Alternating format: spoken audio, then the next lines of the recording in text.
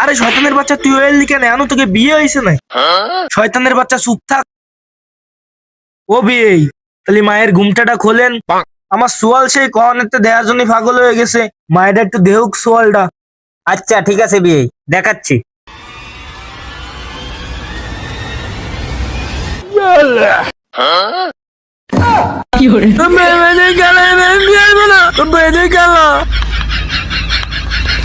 মায়ের নামে 10 বিঘে জায়গা, 10 লাখ টাকা ছিল।